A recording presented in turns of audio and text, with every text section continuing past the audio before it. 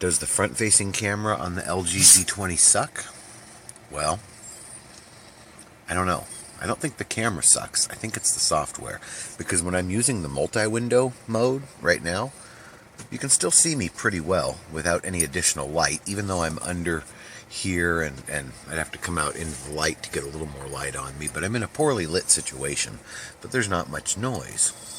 Now, when we turn this off and we use just this camera by itself, the noise is going to be way worse. And this is what it looks like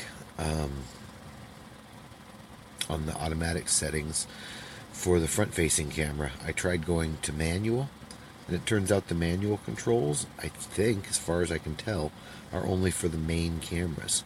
They don't have any effect on this camera, which is even more of a bummer, which really makes me want to put a bug in LG's ear to hopefully get this fixed. Well, that's it. I'm going to quit YouTube. Why? Because I spent $1,000 on a phone and the front-facing camera sucks. Okay. I'm not quitting. The camera doesn't suck. And I didn't, well, I'm spending $1,000. I haven't spent. And it's in payments, so it's not like I've got to pay for it all at once. You know, it's AT&T. You pay like $30 a month on the phone. I know that this camera on the front facing, the selfie camera, is higher quality than what we're seeing right now. I have this set to automatic mode. I could probably go into manual mode and adjust it and let in a lot more light and reduce a lot of this noise. A lot of people have noticed this in low light conditions. It really sucks. If you provide your own light, it improves things. But even still, there's a fair amount of noise in the screen, and you got to have quite a bit of light. Be outdoors basically for this camera to work properly on automatic setting. Now, if I put this camera on multiple view, which I'll do later, which uses both the front and rear-facing cameras at the same time, you'll see a much better video image coming out of this same camera.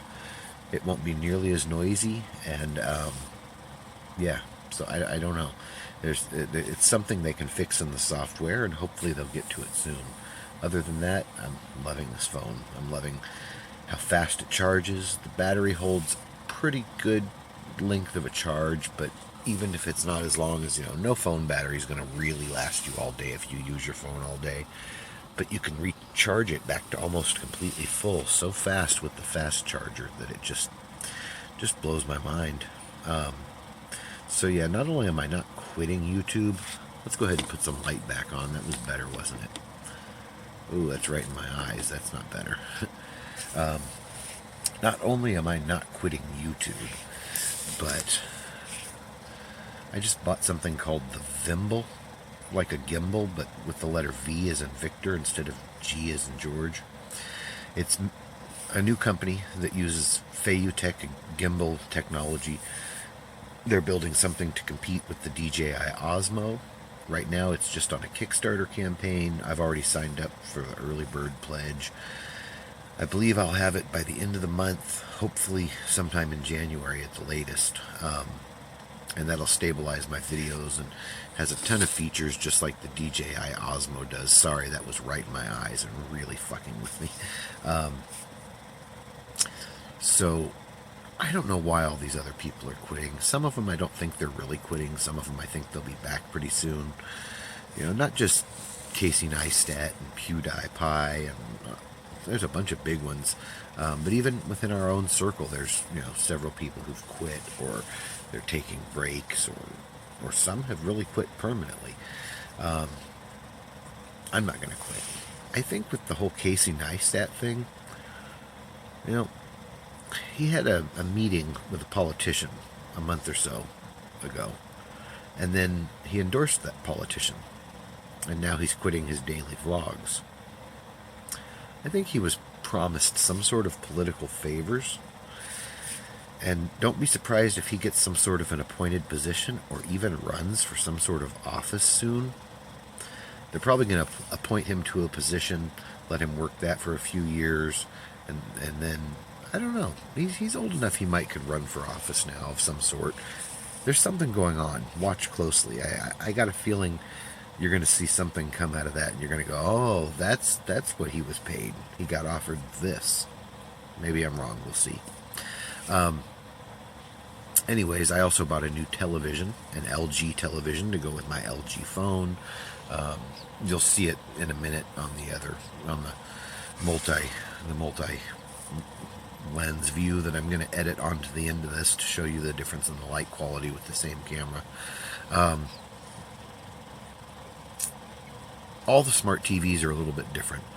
This one, being an LG, works specifically with my LG phone to do certain things. One, for example, is I can touch the screen here, and by touching the screen of my phone, I'm using it as a mouse, which moves the cursor on my TV.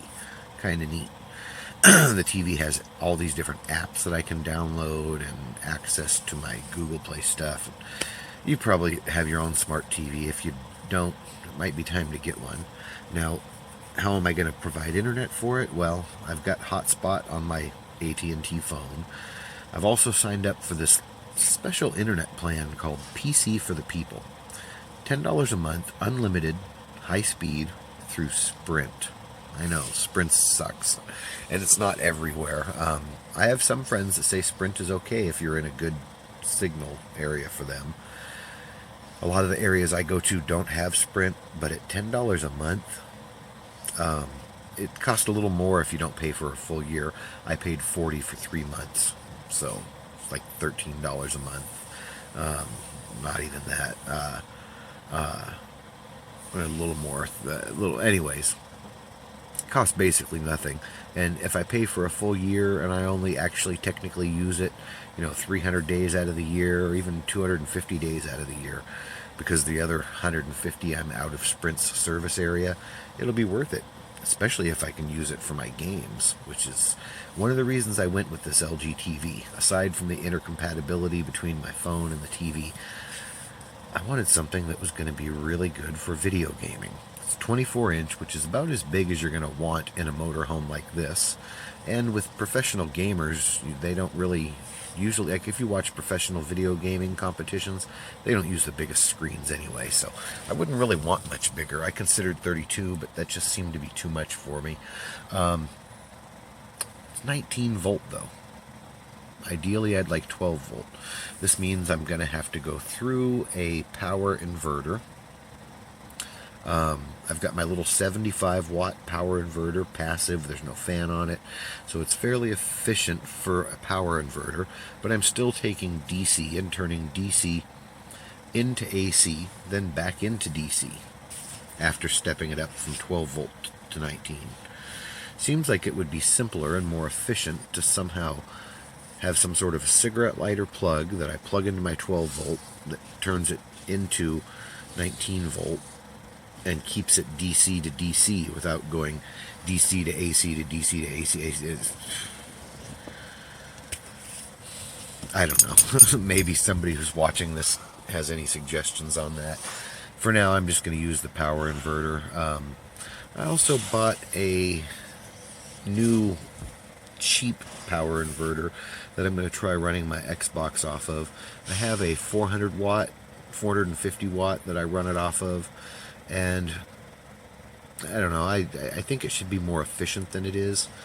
And I just bought a Pure Sign for like $25 from Walmart.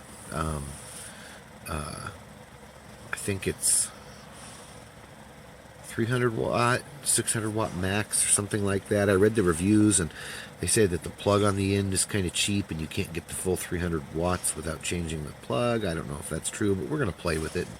I've never had Pure Sign before. I've always used modified sign, so to see one that cheap that I can give it a try and see if it really is more efficient, I'm interested, and I may review it if it works out well. I'm going to end this so that I can add the other clips to the end and show you guys how much better this camera, this front-facing camera, can be with more light, or not even without more light, but just with different settings under the same light. Again, I've got my flashlight on right now pointing at me, but in the video, it's going to probably just be dark like this. So do whatever you want. Don't let anyone tell you you can't. And lighting is important. And so are the settings on your phone, especially the automatic settings that come preset with your phone. That's something that can easily be corrected through an update.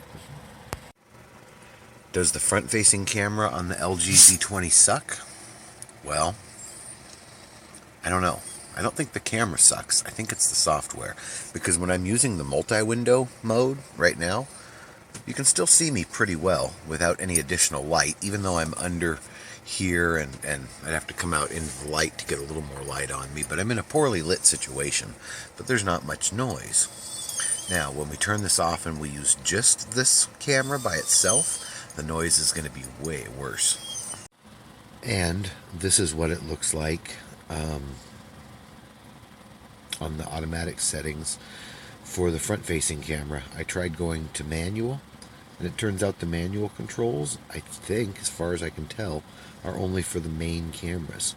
They don't have any effect on this camera, which is even more of a bummer, which really makes me want to put a bug in LG's ear to hopefully get this fixed.